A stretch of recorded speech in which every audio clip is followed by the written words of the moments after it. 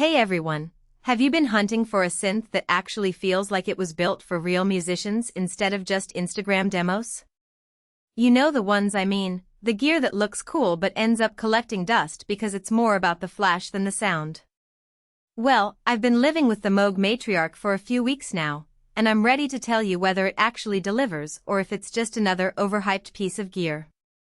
Link is in the description if you want to check the product details on Amazon. First off, this thing is big. Like, physically big. It's not something you're gonna toss in a backpack and take to band practice. But if you've got the space, and let's be real, if you're serious about synths, you probably do, the Matriarch's footprint is worth it. The build quality is Moog level solid, with that unmistakable wood paneling that makes every synth feel like a piece of furniture rather than just another piece of gear. It's heavy, it's sturdy, and it's got that tactile response you only get from something built to last. Now, let's talk sound. The Matriarch is a 49-key semi-modular paraphonic analog synth, which basically means it can play chords without cutting off notes like a lot of cheaper synths do. That's huge if you're into pads, leads, or anything that requires a little harmonic richness. The stereo analog output gives it this wide, immersive soundstage that makes your mixes feel bigger without you having to do much. I've used it to layer leads over a simple bass line, and the separation between the two was so clear it felt like I was working with two separate synths. That's not something you get from every analog synth in this price range. One of the things that really stands out is the onboard sequencer. It's not just a simple step sequencer, it's got a 4-track pattern mode, plus a 16-step sequencer that you can chain together for longer sequences. I've been using it to sketch out ideas without having to rely on a DAW, and it's surprisingly fun. The fact that you can record real-time performances and then quantize them later makes it feel like a hybrid between a hardware sequencer and a DAW. It's not going to replace your DAW for complex arrangements, but for quick inspiration? It's a game changer. The semi-modular aspect is where this synth gets really interesting. You've got all these patch points on the back, so you can route the signal flow however you want. I've spent hours just experimenting with different cable routings, and every time I do, I stumble on something new. Whether it's using the stereo delay as a chorus effect or patching the LFO into the filter cutoff for some wild modulation, the Matriarch rewards curiosity. It's the kind of synth that grows with you.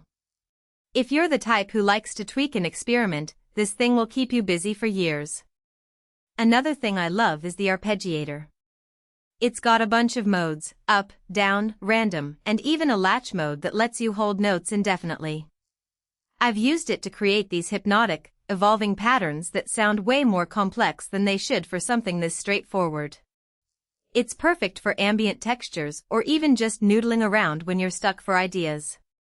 The fact that it's all accessible from the front panel without diving into menus is a huge plus. No synth should make you feel like you need a manual to turn it on, and the Matriarch nails that.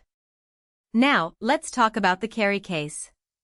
It's not just some flimsy gig bag, it's a hard-shell case specifically designed for the Matriarch, with a foam interior that cradles the synth and all its cables.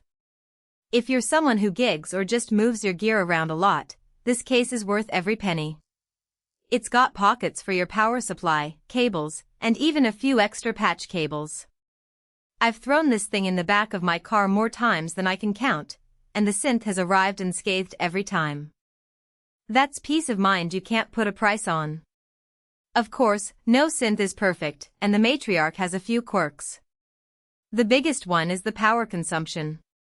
This thing eats through current like it's going out of style, so make sure you've got a beefy power supply or a good wall adapter. I fried a cheap one in the first week, so trust me on this. Also, the presets are fine.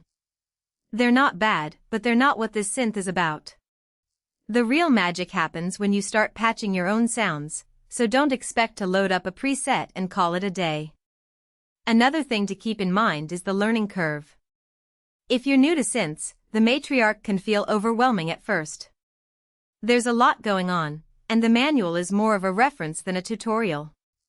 That said, Moog's website has some great resources, and there are plenty of YouTube tutorials that can help you get started. The link's below if you want to check it out.